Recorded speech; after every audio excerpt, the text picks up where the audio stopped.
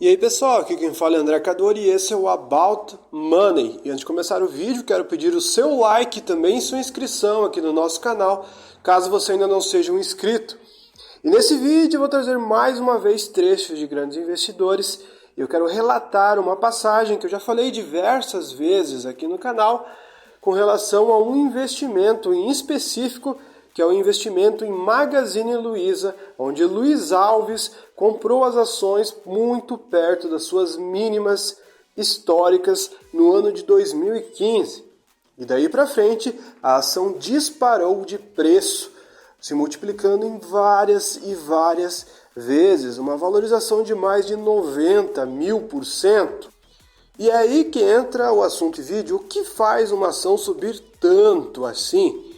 A gente viu recentemente o caso da Ambipar, onde uma ação que estava custando R$ 8,00 explodiu para mais de R$ 100,00, chegando até os 120 mais ou menos na sua máxima, pelo menos até o momento que eu gravo esse vídeo. A ação recuou um pouco, mas é uma valorização muito expressiva, onde com pouco dinheiro você conseguiu fazer muito dinheiro. Mas como acontece esse tipo de movimentação, assim como aconteceu com Magazine Luiza e Ambipar?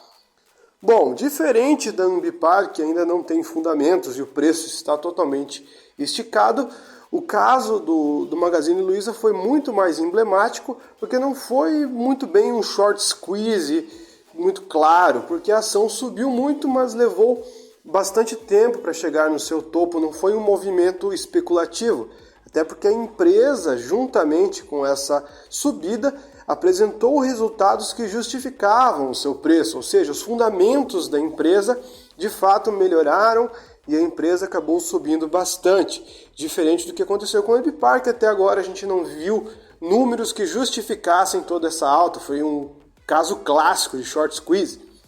Mas o que é o short squeeze afinal de contas? Basicamente o short squeeze acontece em ações, em empresas que são basicamente odiadas pela maioria das pessoas, aquelas empresas polêmicas, onde existe um pessimismo exagerado com relação ao ativo. Então, os vendedores são muito mais do que os compradores, fazendo com que a empresa seja apenas vendida. Então, o aluguel de ações nesse tipo de empresa aumenta muito e os vendedores vão shorteando a ação para recomprar depois mais barato e ganhar com toda essa desvalorização. Existem alguns grandes grupos que fazem esse efeito e ganham tanto na desvalorização como também na valorização, recomprando os ativos.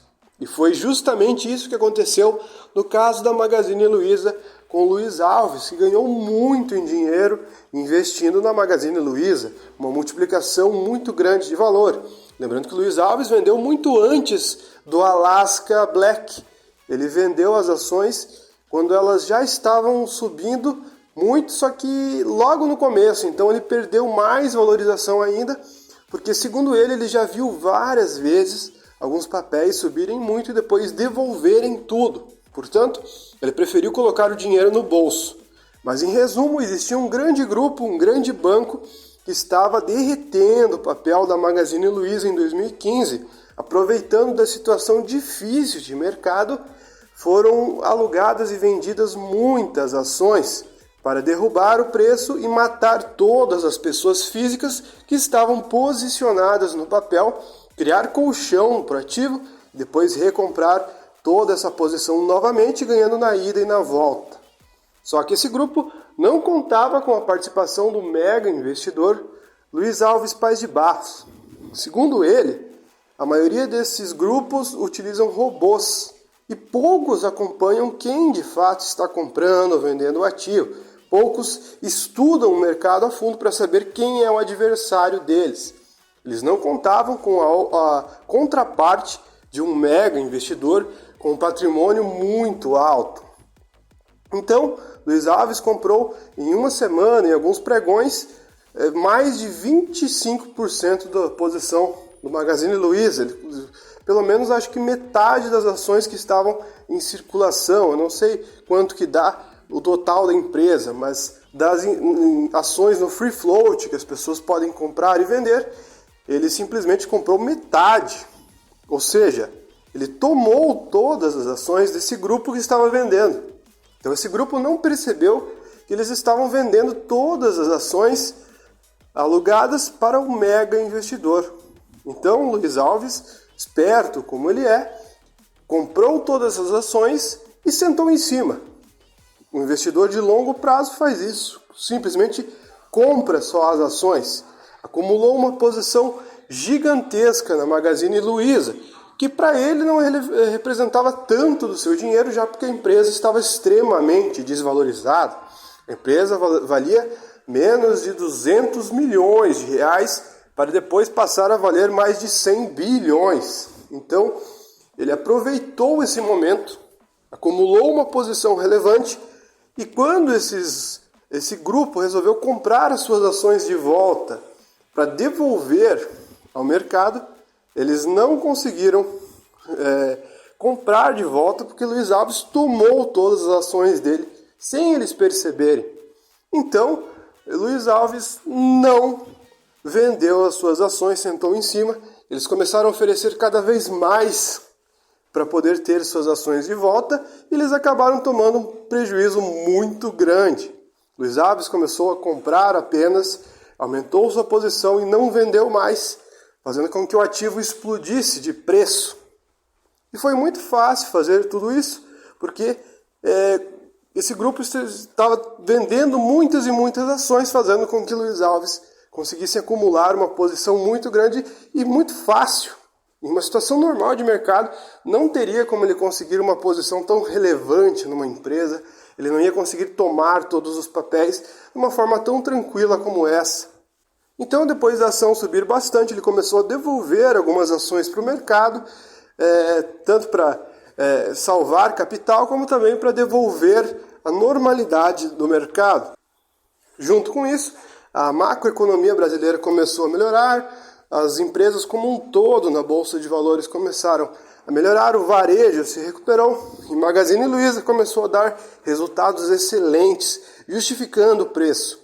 Daí para frente ele não tinha mais posição em Magazine Luiza e ele subiu naturalmente com os compradores pessoas físicas da Bolsa, para depois, em 2020, despencar na cabeça de todo mundo. Mas enfim, isso faz parte no mercado. Fiquem com o corte onde Luiz Alves explica melhor tudo isso que eu acabei de falar. Tá nessa. Luiz, acho que para quem já acompanha vocês há um bom tempo já ouviu, mas nem todo mundo do Stock Picker já ouviu. Eu acho muito legal quando você conta lá no comecinho da posição de Magazine Luiza, quando você começou a comprar, e aí muita gente vendia o papel e você estava tomando o papel quase que sozinho no mercado. Conta um pouco desse início de posição lá, final de 2015, começo de 2016, para quem não conhece essa história. Eu vou falar sem citar nome das contrapartes, para não ter dúvida. Ótimo. Sem o Breda precisar me avisar, eu já ia falar assim. Não fala o nome do banco, pelo amor de Deus. Tinha um grupo muito vendido em Magazine Luiza, aproveitando da situação de aperto do mercado, de dificuldade do varejo e querendo desmerecer a Magazine Luiza, dizendo que a situação dela, soltou-se boato que ela estava numa situação quase de insolvência, quando nada disso era verdade. Ela estava num mercado ruim, tomando providência para ficar de pé no mercado ruim. E o que eles era o último pisão no papel para matar todo mundo e poder criar colchão para recomprar a posição vendida. Era uma posição vendida muito grande de ação. Então, nessa hora, se você começar a comprar, não tem vendedor. Então, o papel estava a R$25, eles baixaram até R$8 na venda, para tentar comprar de 8 a 20 de volta, ou até 30, e aí já passar a estar comprado e ganhar na ida, na volta. A bolsa estava péssima, qualquer movimento desse daria certo. Era um momento que a bolsa estava quase que largada, né, Luiz? E a Magazine Luiza estava num momento bem complicado. Então esse grupo acabava ganhando nessa flutuação. Podendo fazer essa... Em geral, esse pessoal opera com robô. E esse é o maior desastre. Um dos únicos desastres do modernismo da bolsa foi esse tal de robô. Eu ganho de todos os robôs. Você pode manda ligar o robô e eu na outra parte. Vamos passar o dia na bolsa aqui. Eu garanto que eu ganho dele. A gente precisava filmar isso para ver a reação. Já que tá filmado, das pessoas aqui. Tiuli tirou o sapato para aplaudir até. A gente, quando quer fazer que a palavra é estrepulia, não sei se isso ainda existe, esse nome. Existe. Tem que saber as consequências e saber com quem você está fazendo. E essa turma achou que ia matar e não contava que um investidor de mais vulto pudesse comprar a posição que eles estavam derrubando. E porque como é o robô que faz, eles nem perceberam quem estava comprando e nem se preocuparam em saber. Quando você começa a vender qualquer papel, eu sempre procuro saber, mostro um pouquinho para ver a velocidade de venda, se está vendendo fácil, não está. Quem comprou é o mesmo, é outro, acaba um contando para o outro, o banco, o JP Morgan está comprando para não sei quem, para o fundo tal. Então, só que não quiseram saber. E eu comprei e centralizei metade, eu comprei metade dos papéis de circulação em 6 dias de pregão. Então, a contraparte, eu teria que ou me vender mais a outra metade ou parar de vender, foi o que aconteceu. Então, aí eu devagarinho fui comprando mais para fazer o negócio. Vamos ver, vamos ver o que vale isso. E ele ainda tentou, a luta foi grande. Algumas vezes eu tentei oferecer de volta os papéis para acabar com esse jogo, para o mercado ficar livre, não ficar esse terrorismo, todo dia aquilo. Então, não quis, e até uma hora foi destravado, dos R$8, foi destravado entre R$200 e R$300. O preço de venda dele devia ser uns 50, 60, então o prejuízo foi grande. Mas eu não pretendia criar prejuízo para ninguém. Eu vi uma oportunidade de comprar um papel e foi fácil de comprar porque havia a turma tentando fazer um jogo sem perceber que poderia uma pessoa mais... Não mais forte que ele ou não, mas que resolvesse comprar e falar, agora eu sento em cima, não vendo mais. Então, só para quem não pega direito todos esses conceitos técnicos, né? Basicamente, você entrou no lado comprador quando não existia esse lado comprador. Era apenas esse grupo que vendia e comprava. E você começou a comprar e acabou trazendo a normalidade para essa distorção, né? Que eles acharam que poderiam simplesmente voltar a vender e você foi comprando essa parte e a ação nunca mais parou de cair, nunca mais parou de subir, né? E aí sempre não é nem acusar ou não, mas falar assim, a Lasca puxa papel. Depois da primeira compra nunca comprou mais nada. Quem comprou foi o mercado, dizendo, quem puxou papel foi o mercado. Nós compramos uma vez, os fundos passaram a comprar logo depois, porque não tinham dinheiro antes. Quando eu comprei, o fundo não tinha. Aí os fundos passaram a entrar devagarinho e de lá para frente ninguém, mas não compramos, fomos vendendo em doses homeopáticas para criar mercado. E foi o que aconteceu, o mercado criou sozinho. E a firma melhorou muito e ajudou. Se a firma tivesse na situação que falavam que estava, não ia acontecer nada, a ação ia devagarinho voltar a estaca zero e a firma tinha desaparecido. Breda, só para... Até o Luiz deu um gancho bom para explicar um pouco do mecanismo do Alasca, né? Que o Luiz já estava comprando e vocês começaram a comprar depois. Como é que é essa divisão de carteira e por que vocês começaram a comprar depois? É legal também explicar isso aí, pessoal. quando a gente começou a Alaska, era muito mais uma tesouraria misturada com family office, né? Clientes de fora, praticamente ninguém.